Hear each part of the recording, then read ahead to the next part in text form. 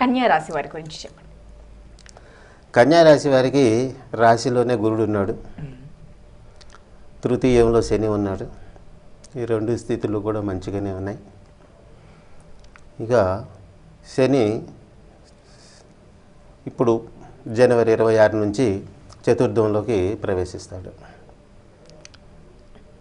ఉన్న గురుడు యొక్క మీద ఈ శని యొక్క దృష్టి, ఈ రెండిటి యొక్క సంబంధాలు వీరి ఆలోచన తీరుల్ని చాలా ప్రభావాన్ని చూపిస్తాయి.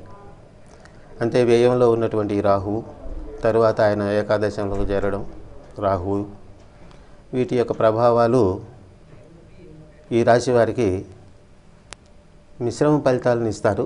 అంతేకాదు ఈ శుభ ఫలితాలు ఇప్పుడు ఉన్నటువంటి వాటిల్లో జూన్ వరకు ఉన్నటువంటి కాలం కాస్త ఆలోచించి నిర్ణయాలు తీసుకోవాల్సినటువంటి కాలంగా చెప్పచ్చు.